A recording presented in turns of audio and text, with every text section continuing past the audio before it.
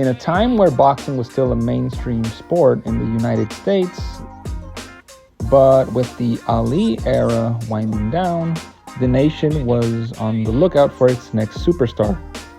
They didn't have to wait for Ali to retire unceremoniously. In 1976, a young man named Ray Leonard won Olympic gold for the U.S. in Montreal. His dream is realized as he has won himself a gold medal. And he became a media sensation, and rightfully so. It's hard to describe just how big Sugar Ray Leonard was during his time in the zeitgeist. The man was everywhere. Late night talk shows, ringside commentary, TV commercials. Made $50,000 in his first bout as a pro. The public was very familiar with him, and he was easy to sell and easy to like. He was charming, funny, good-looking, well-spoken, understood imagery, and how to carry himself in front of the camera and promote himself.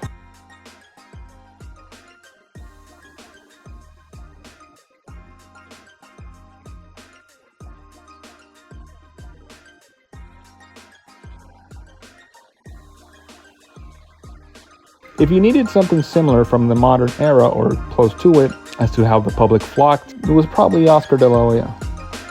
Pacquiao was beloved, but not media savvy.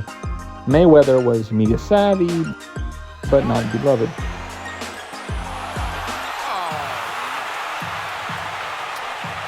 Oscar was both, just as Leonard. Leonard was a gold medalist and promoted heavily from the get-go.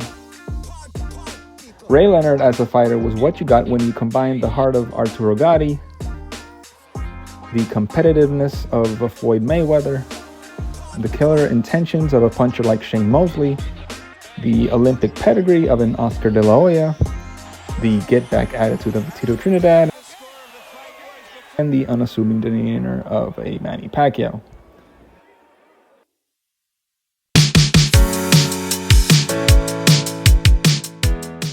The public gravitated towards Leonard because of his performance in Montreal, and he skyrocketed in popularity because of his highlight reel knockouts.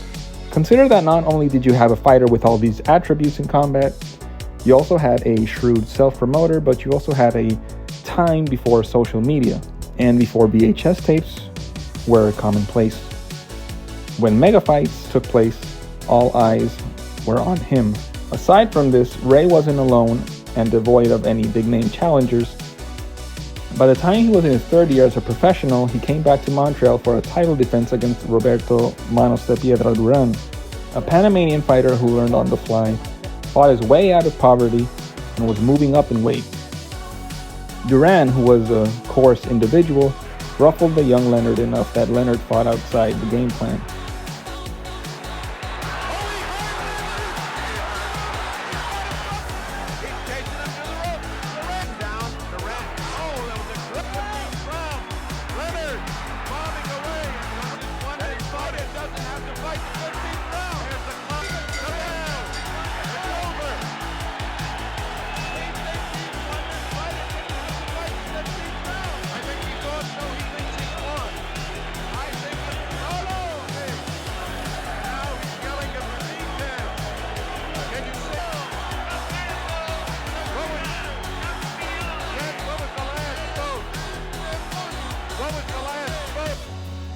In the aftermath, rather than a soft touch or rest for 6 months or a year, Ray went into an immediate rematch that saw a completely different dynamic than the first. Ray Leonard boxed. Duran got embarrassed into quitting, and Ray Leonard proved he could be adaptive, disciplined, and stick to a plan.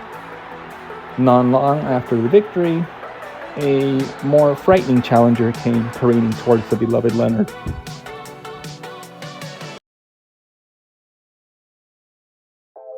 The Motor City Cobra, or the Hitman, was on the prowl. Thomas Hearns was an imposing and uphill battle for anyone unfortunate enough to have to fight him. Trained by the legendary Emmanuel Stewart, Hearns possessed traits that were as if he had plucked only the finest from the garden of natural gifts. For the weight he fought at, Hearns was a tall, rangy fighter and knew how to use it. and was very adept at it. With a reach of 78 inches, this is a big deal. 78 inches is not to be f***ed with in a weight class like 147. To put things into perspective, some of the heavyweight boxers throughout history with the longest reaches weren't that far ahead of a guy like Hearns. Valuev, Wilder, Klitschko,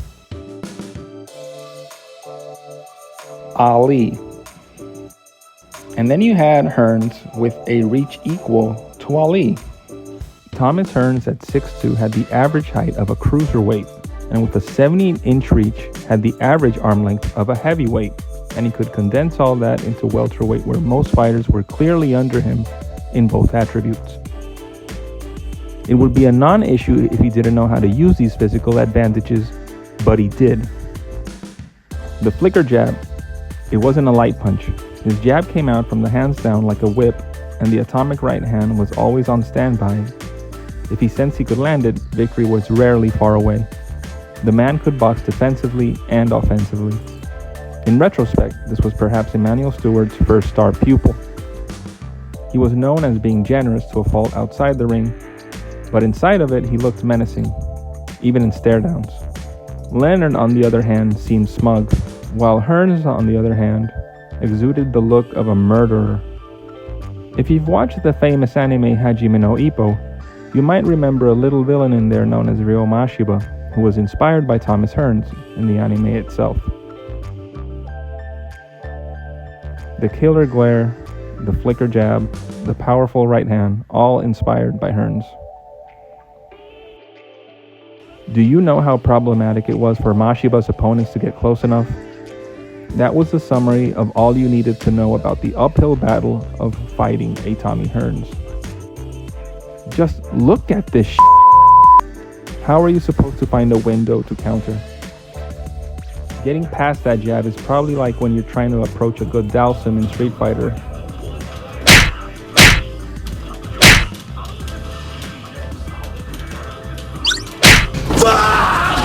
Or trying to get an answer from an alcoholic patient about how many beers they have in a day.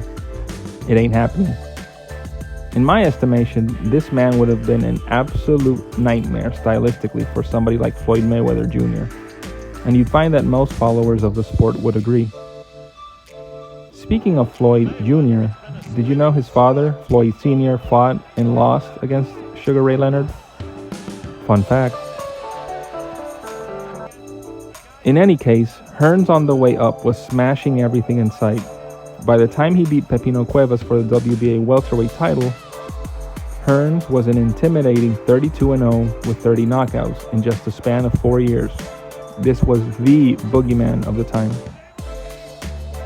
It was akin to the 2009-2014 welterweight era, where it was primarily being dominated by two fighters, Floyd Mayweather Jr. and Manny Pacquiao. It was the same deal here. Leonard and Hearns were far and away the top two guys. Both fantastic finishers, boxers, infighters, you name it. By the summer of '81, lo and behold, announcements and promos were underway. Bro, look at those fists. This fight stands as an important one. A fight can be anticipated. A fight can have great action. A fight can have a great ending, but not always all three. This one right here checks all the boxes and serves as one of the prime examples of why boxing at its apex can stand head and shoulders above the most exciting of sports when it has to. The stage is set.